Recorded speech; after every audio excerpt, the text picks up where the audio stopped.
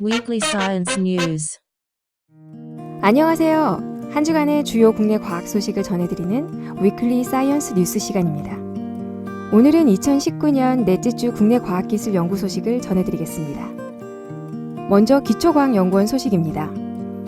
보이지 않는 전투기로 유명한 스텔스기는 빛을 반사하지 않고 흡수해버리는 방법을 사용해 레이더에 걸리지 않는데요. 이번에 기초과학연구원에서 이 스텔스기를 잡을 수 있는 방법을 개발했습니다.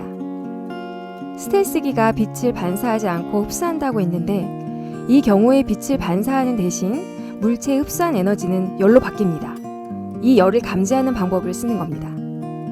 프랑스와 안블라우 기초과학연구원 첨단 연성물질 연구단 연구위원은 대상의 온도 증가를 이용한 탐지 기술을 이론적으로 제안했습니다.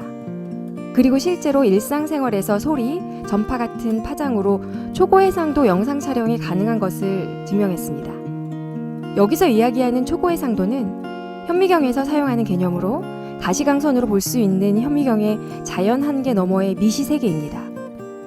원자들이 전자기파 형태로 열을 방출하는 복사량은 빔을 흡수해서 생기는 온도 변화에 따라 크게 달라집니다. 복사로 방출하는 빛의 세기는 온도에 따라 매우 빠르게 증가하는 현상이 벌어지는데 이걸 감지하면 높은 해상도를 달성할 수 있습니다. 이번 발견은 군수 레이더는 물론이고 자율주행차의 안전한 운전을 위한 분야에도 활용할 것으로 기대합니다. 이번 연구는 12월 17일 국제학술지 네이처 커뮤니케이션즈 온라인에 게재됐습니다. 반도체 집적 회로를 만드는 데 사용하는 웨이퍼에서 산화막 두께가 일정해야 하는 건 안정적인 제품 생산을 위해 반드시 필요한 일입니다. 현장에서는 1나노미터 내외의 산화막 두께를 4% 이하 불확도로 정확하게 측정해야 한다고 판단하고 있습니다. 기존까지 측정 방법으로는 측정값과 실제값의 차이가 있어 이 문제 해결이 굉장히 필요한 상황이었습니다. 이 문제를 한국표준과학연구원 나노구조측정센터 김경중 책임연구원팀이 주식회사 KM에게 중에너지 이온 산란 분광기 MEIS를 이용해서 해결법을 찾아냈습니다. 나노미터급 산화막의 절대 두께를 측정할 수 있는 상호 보정법을 완성한 겁니다.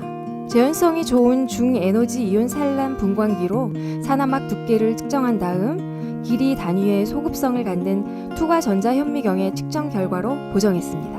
이렇게 측정한 값은 국제도량형위원회 물질량 자문위원회가 주관하는 세계 측정 표준 기관들의 공동 연구에서 결정된 하프늄 산화막의 두께와 비교했을 때 1% 수준의 차이 안에서 일치하는 것을 확인했습니다.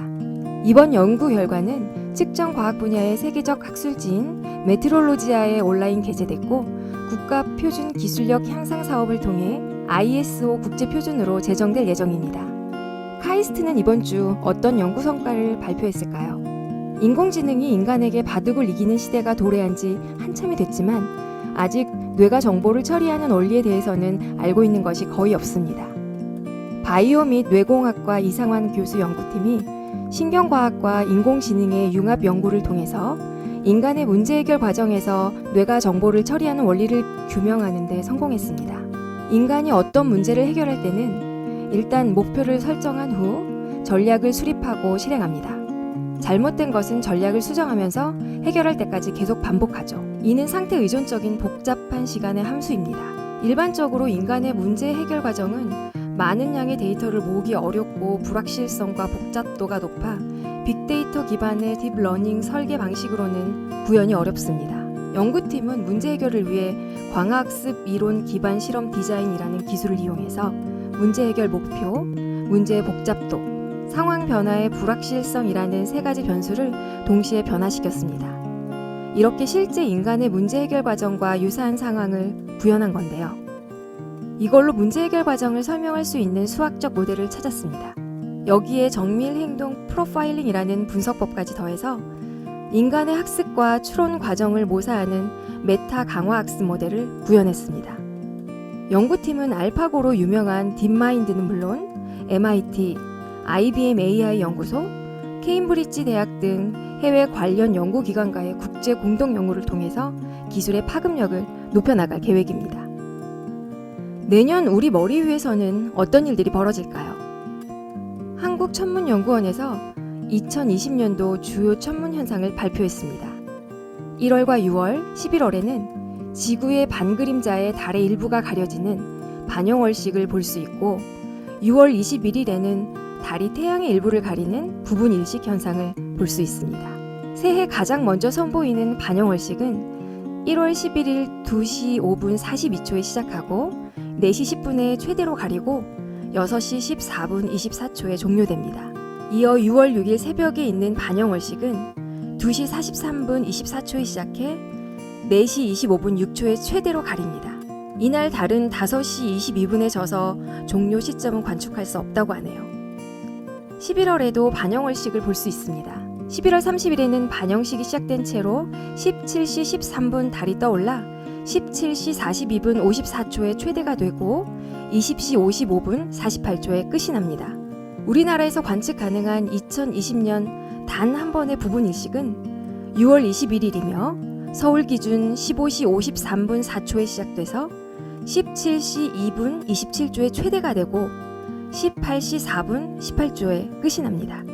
3대 유성우라고 불리는 1월 4분자리 유성우, 8월 페르세우스자리 유성우, 12월 쌍둥이자리 유성우도 예년처럼 볼 수 있다고 합니다. 새해 가장 먼저 찾아오는 4분의 자리 유성우는 1월 4일 밤과 자정을 넘어 5일 새벽에 많이 볼 수 있을 것으로 예측하고 있습니다.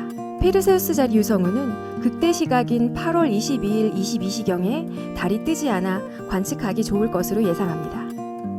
쌍둥이 자리 유성우는 14일 아침이 극대 시각이지만 그날 밤 달이 금음이라 관측하기에 유리할 것 같습니다.